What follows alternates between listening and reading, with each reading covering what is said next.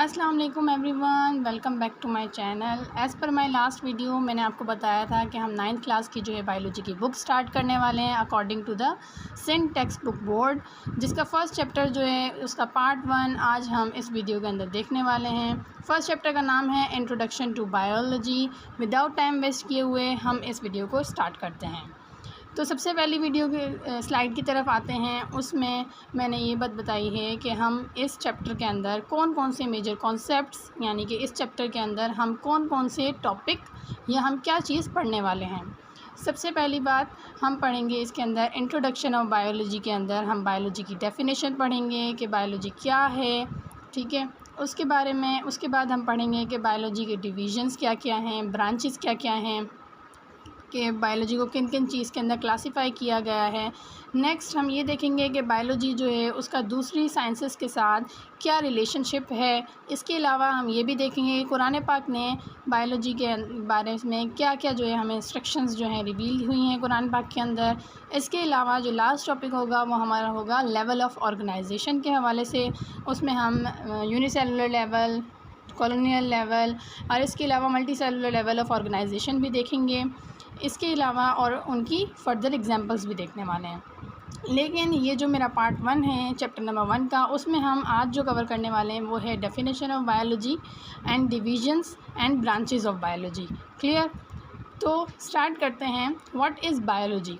ठीक है, biology basically अगर आप देखें उसकी डेफिनेशन क्या होती है वो ये है कि बायोलॉजी जो है is a branch of natural sciences. Science different categories की हो सकती है, सोशल साइंसेज भी, लेकिन हमारी जो बायोलॉजी जो है वो नेचुरल साइंस की ब्रांच है। नेचुरल साइंस यानी जितनी भी नेचर की चीज़ें होती हैं, कुदरती तौर पे जो मौजूद हैं, क्रिएटर की तरफ से क्रिएट हुई हुई हैं, उनकी ब्रांच में हम बायोलॉजी की स्टडी करते हैं। बायोलॉजी जो है उसके अंदर हम लिविंग बींग्स के बारे में यानी लिविंग ऑर्गेनिज़म्स के बारे में पढ़ते हैं, ठीक है। बायोलॉजी जो वर्ड है वो ग्रीक लैंग्वेज का वर्ड है, जिसमें जो कंपोजिशन है 2 वर्ड्स की, एक बायोस जिसका मतलब होता है लाइफ और इसके अलावा लोगोस जिसका मतलब होता है थॉट, रीजनिंग, नॉलेज या टू स्टडी। इसलिए हम ये कह सकते हैं कि biology meaning study of life, और we can say biology is the branch of natural science which deals with the study of living beings, और we can say biology is the study of life in simple terms. Now let's see what is life. Life cannot be defined properly. Why? Cause we cannot see life. हम ज़िंदगी को देख नहीं सकते हैं, लेकिन हम ये बता सकते हैं कि जहाँ जहाँ लाइफ के जो प्रोसेसेस होते हैं उनके ऊपर बेस करके हम कह सकते हैं कि वहाँ पर लाइफ मौजूद है, ठीक है।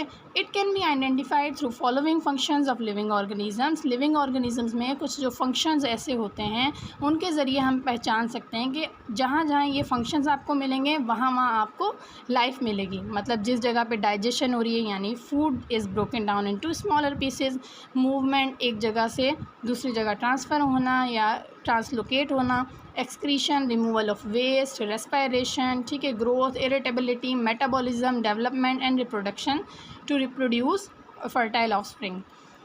ये जितने भी प्रोसेस आपको देखने को मिल रहे हैं, जो फंक्शंस हैं, ये सिर्फ एक लिविंग ऑर्गेनिज़म की बॉडी या यूनिसेलुलर सेलुलर ऑर्गेनिज़म्स जो होते हैं वो परफॉर्म कर सकते हैं जहाँ पर लाइफ हो, जो सिर्फ लिविंग हो, ठीक है।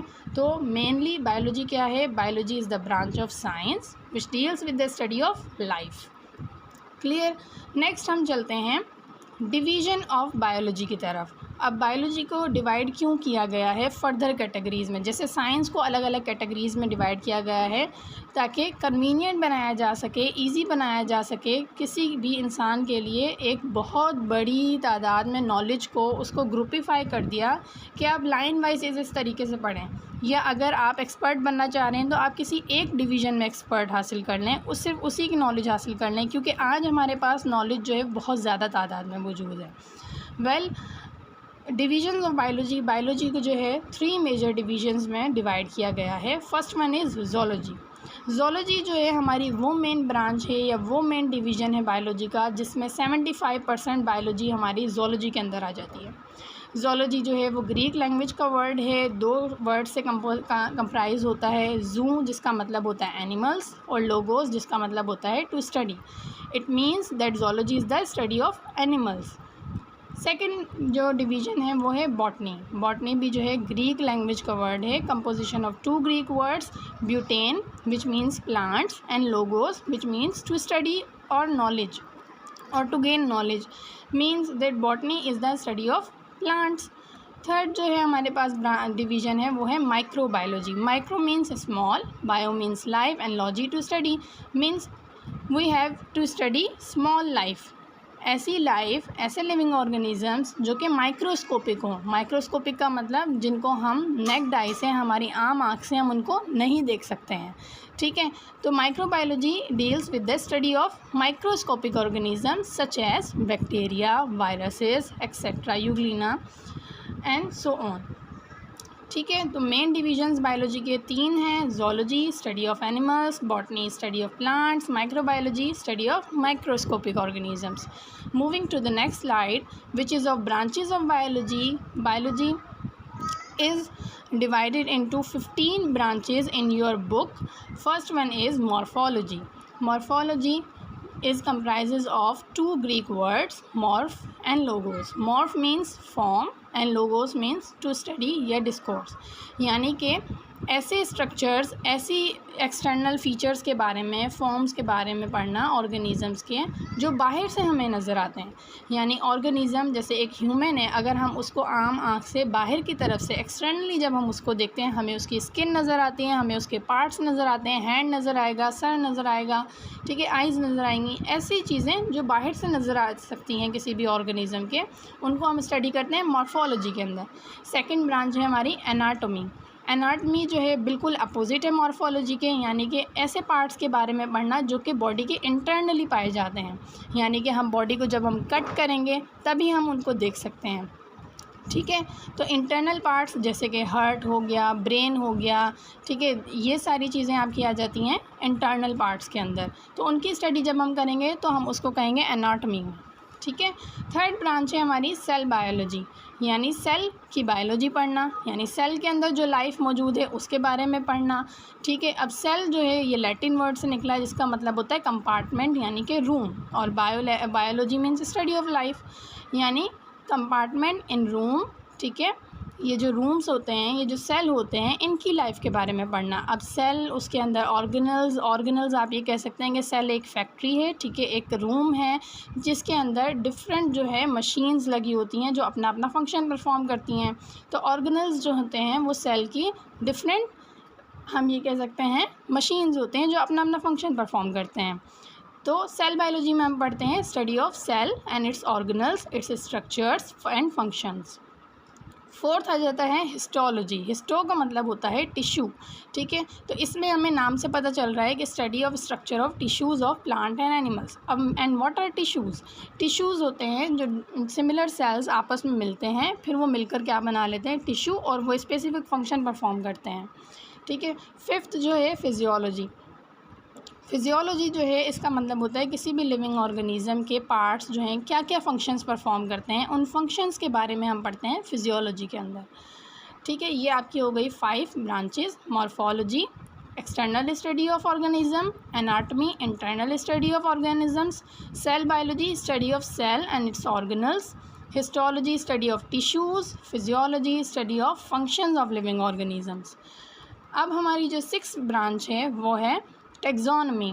टेक्सोनमी, अब जो हम जिन ऑर्गेनिजम्स के बारे में पढ़ रहे हैं उन ऑर्गेनिजम्स की ग्रुपिंग करना, उन ऑर्गेनिजम्स को नेम देना, उन ऑर्गेनिजम्स को क्लासीफाई करना, उनकी सिमिलैरिटीज़, उनकी डिससिमिलैरिटीज़ को देखते हुए, कुछ रूल्स को फॉलो करते हुए, कुछ प्रिंसिपल्स को फॉलो करते हुए उनको अलग अलग ग्रुप्स में रखना, उनको नेम देना, ये सब हम पढ़ते हैं टेक्सोनमी के अंदर। नेक्स्ट जो हमारी ब्रांच है वो है genetics. Genetics is the study of heredity. Genetics जो वर्ड है वो भी ग्रीक लैंग्वेज, GR आपको जहाँ भी लिखा हुआ दिखेगा उसका मतलब है ग्रीक, L आपको जहाँ भी लिखा हुआ दिखेगा उसका मतलब है लैटिन, ये दोनों लैंग्वेजेस हैं, ठीक है। तो जेनेसिस है ग्रीक में, इसकी मीनिंग होती है डिसेंट या ओरिजिन। डिसेंट यानी कि आपके आबाओ अजदाद, जो आपसे पेरेंट्स, ग्रैंड पेरेंट्स, ठीक है, फोर पेरेंट्स, उनके बारे में, उनसे जो आपको जो भी आपको कैरेक्टर मिलती है, जो भी आपको हेरिडिटी मिलती है यानी विरासत मिलती है, ठीक है। विरासत वो नहीं, प्रॉपर्टी वगैरह नहीं, विरासत आपकी इसमें आ जाती है जो आपको फिज़िकल कैरेक्टर्स या जीनोटाइपिकल जो कैरेक्टर्स आपकी बॉडी के अंदर जो मौजूद होती हैं, जो जीन्स मौजूद होती हैं, जो आपको आपके पेरेंट्स से मिलते हैं। ऑफस्प्रिंग वर्ड, क्योंकि आप बायोलॉजी में अभी न्यू आ रहे हैं, इस तरीके की टर्म्स आपको सुनने को मिलेंगी। ऑफस्प्रिंग जो वर्ड है वो यूज़ होता है बेबीज़ के लिए, चिल्ड्रन के लिए, ऑफ देयर पेरेंट्स। ठीक है, तो ऐसे कैरेक्टर्स, ऐसी खसूसियात जो आपको आपके पेरेंट्स से मिलती हैं, उन सब के बारे में हम पढ़ते हैं जेनेटिक्स के अंदर। नेक्स्ट ब्रांच है आपकी डेवलपमेंटल बायोलॉजी। इसको एक और नाम भी दिया जाता है आपकी बुक में, लेकिन अब आजकल जो है दोनों अलग अलग ब्रांचेस हैं, डेवलपमेंटल बायोलॉजी और एम्ब्रियोलॉजी। ठीक है, तो study of formation and development of embryo, यानी कि एम्ब्रियो के बारे में पढ़ना। एम्ब्रियो किस तरीके से बनता है, कैसे उसकी डेवलपमेंट होती है, कैसे प्रोसेस होता है, कैसे ग्रो करता है, वो किन किन फेजेस से एम्ब्रियो पास ऑन होता है। एंड नाउ एक क्वेश्चन अराइज होगा आपके माइंड में कि एम्ब्रियो क्या है। एम्ब्रियो जो है बेसिकली जब male gamete and female gamete आपस में फ्यूज़ अप हो जाते हैं, ठीक है, और जाइगोट बनाते हैं, देन वो जाइगोट जो है जब मदर जो है वो प्रेग्नेंट हो जाती हैं, तो वो जो जाइगोट होता है वो एम्ब्रियो की फॉर्म ले लेता है आफ्टर ग्रोथ होने के बाद। और वो जो बेबी जब मदर के बेली के अंदर जो है वो ग्रो करता है, प्रोग्रेस करता है, जिन जिन स्टेजेस से पास करता है, उस दौरान उस बेबी को कहते हैं एम्ब्रियो। ठीक है, कुछ टाइम पीरियड के लिए, उसके बाद वो फीटस कहलाने लग जाता है। ठीक है, तो उसकी एम्ब्रियो के स्टेजेस, उसकी ग्रोथ, उसकी डेवलपमेंट, उनके बारे में पढ़ना हम सब कुछ पढ़ते हैं डेवलपमेंटल बायोलॉजी के अंदर। 9th जो हमारी ब्रांच है वो है एनवायरमेंटल बायोलॉजी। एनवायरमेंटल बायोलॉजी हमने पढ़ा स्टडी ऑफ लाइफ। ठीक है, एनवायरमेंटल मतलब एनवायरमेंट क्या होता है, मोस्टली नॉन लिविंग चीज़ें होती हैं, नॉन लिविंग फैक्टर्स। ठीक है, तो उसमें क्या हो गया, study of relationship between living organisms and non living factors, यानी कि हमारे एनवायरनमेंट से क्या ताल्लुक़ है, हम किस तरीके से उस पर डिपेंड करते हैं, हमारे एनवायरनमेंट के हमारे ऊपर क्या असरात होते हैं, पॉजिटिव नेगेटिव दोनों, उन रिलेशनशिप के बारे में पढ़ते हैं हम एनवायरमेंटल बायोलॉजी के अंदर। For example, we are humans and we are living organisms, right. और ऑक्सीजन जो हम इनहेल करते हैं, and that is the non living component. It means that we inhale oxygen, then there is a relationship between us and oxygen. It means that we are totally dependent on our environment, right? Then we will study in this environmental biology field. Next is paleontology.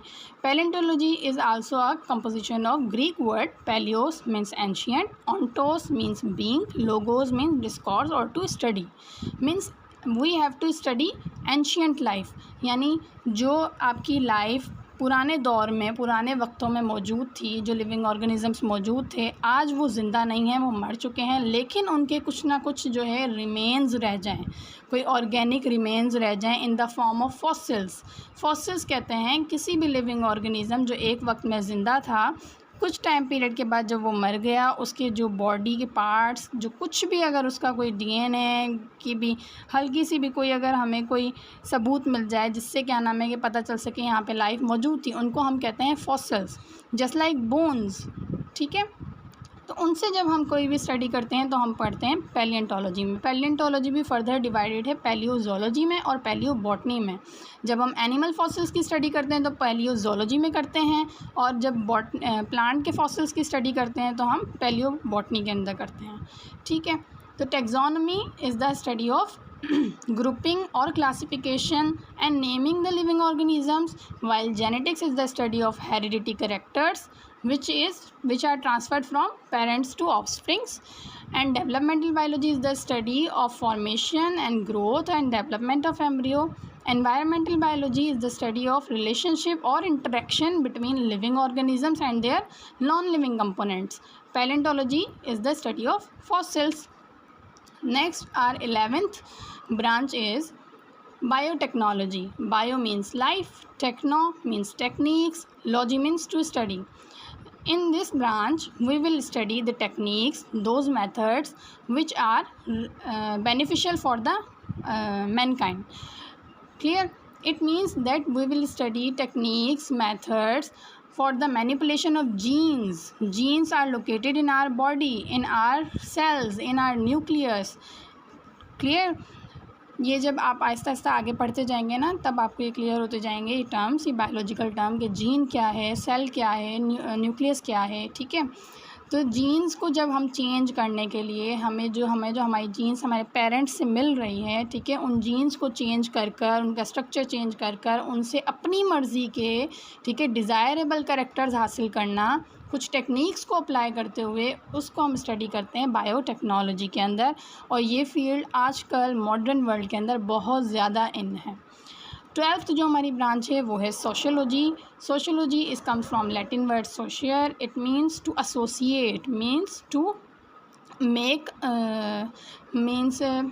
Make relationship with other organisms in our environment. It means that in this branch we will study the social behavior, or we can say the animal behavior with other living organisms, interaction between themselves, मतलब हम organisms का आपस में कैसा ताल्लुकात है, ठीक है, किस तरीके से वो इंटरेक्ट करते हैं, क्या बिहेवियर होता है, वो सब हम पढ़ते हैं सोशियोलॉजी के अंदर। क्लियर। नेक्स्ट 13th ब्रांच आपकी है वो है पैरासाइटोलॉजी।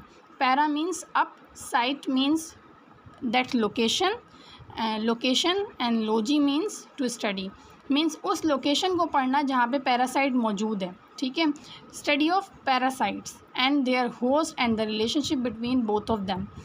क्लियर। पैरासाइट्स बेसिकली क्या होते हैं, पहले आपको ये जानने की ज़रूरत है। ऐसे ऑर्गेनिज़म्स जो दूसरे ऑर्गेनिज़म्स के ऊपर डिपेंड करते हैं अपना फूड के लिए, उनसे अपना फूड लेते हैं, साथ ही साथ उनको नुकसान पहुंचाते हैं। जैसे कि कुछ ऐसे कीड़े, कुछ ऐसे इंसेक्ट्स होते हैं जो क्या करते हैं, हमें काटते हैं। ठीक है, क्यों काटते हैं, हमसे हमारा खून सक करने के लिए, जस्ट लाइक जू। ठीक है, लाइस क्या करती है, हमारे हेयर्स के अंदर होती है। ठीक है, वहाँ से क्या करती है, ब्लड सक करती है। तो लाइस क्या हो गई, पैरासाइट। अब ब्लड सक करना, इसका मतलब ये नहीं है कि वो पैरासाइट हो गया, वो तो हमसे फूड तो ले रही है, बदले में हमें नुकसान पहुँचाए। अगर दो कंडीशंस हैं, एक तो वो हमारे ऊपर डिपेंडेंट हो, दूसरी शर्त ये है कि वो नुकसान पहुँचाए अगर ह्यूमन को, तब उसको कहते हैं parasites. Not only humans as well as other animals. तो पैरासाइट और उनके होस्ट वो ऑर्गेनिज़म होता है जिन पे वो डिपेंड करते हैं, उनके बारे में पढ़ना हम सब पढ़ते हैं पैरासाइटोलॉजी के अंदर। उसके बाद आ जाते हैं फार्माकोलॉजी, यानी study of drugs, their actions, there side effects, यानी कि मेडिसिन के बारे में पढ़ना। ड्रग्स बेसिकली आजकल हमने लोकली इस टर्म को जोड़ दिया है नशा आवर चीज़ों से, जबकि ऐसा कुछ नहीं होता। ड्रग्स जो हैं ऐसे कोई भी सब्सटेंस होते हैं जो यूज़ किए जाते हैं किसी भी किस्म की डिज़ीज़ को क्योर करने के लिए। ठीक है, और अगर उन ड्रग्स की अगर ज़्यादती हम करना शुरू कर देते हैं, जैसे कि मेडिसिन भी अगर आपको कोई डॉक्टर प्रिस्क्राइब करता है तो वो लिमिटेड टाइम के लिए करता है, टाइम ड्यूरेशन भी आपको बताता है, दिन में आपने कितनी दफ़ा लेनी है, कितनी दफ़ा नहीं लेनी, वो भी डिपेंड करता है। ठीक है, और कंटिन्यूसली आपको वो एक दवाई पे भी नहीं रखता, वो अगर आपको किसी एक से फ़र्क नहीं पड़ा वो चेंज करेंगे आपकी दवाई, राइट, आपकी मेडिसिन चेंज कर देते हैं। इससे क्यों किया जाता है, ताकि आपकी बॉडी उस ड्रग की आदी ना हो जाए और उस ड्रग के बगैर सर्वाइव ना कर पाए। ठीक है, तो वो होता है नशा। Clear. Pharmacology is the study about action of drugs and as well as their side effects. Last branch of biology that is mentioned in your book is molecular biology, which is the study of organic molecules, or we can say the biological molecules, which are made of carbon and hydrogen molecules. Those are called organic molecules, which constitute cell and its organelles, यानी ऐसे organic molecules के बारे में पढ़ना जो कि cell बनाने में और उसके organelles बनाने में इस्तेमाल होते हैं, उसको हम स्टडी करते हैं मॉलिक्यूलर बायोलॉजी के अंदर। ऑर्गेनिक कौन कौन से ऑर्गेनिक मॉलिक्यूल्स हो सकते हैं, जस्ट लाइक कार्बन है, हाइड्रोजन है, नाइट्रोजन है, फॉस्फोरस है। ठीक है, ये हमारे कार्बोहाइड्रेट, प्रोटीन, लिपिड्स वगैरह को बनाते हैं, तो उन सब की स्टडी हम करते हैं मॉलिक्यूलर बायोलॉजी के अंदर। ठीक है, तो ये आपका जो था, ये था आपका फर्स्ट पार्ट चैप्टर नंबर 1 का। आई होप कि आपको समझ में आएगा। Thank you so much. Chapter number 1 को जो है कंटिन्यू करने वाली हूँ मैं पार्ट 2 के अंदर उसके। But please don't forget to like, subscribe and share my channel, and stay tuned for the next video. Thank you.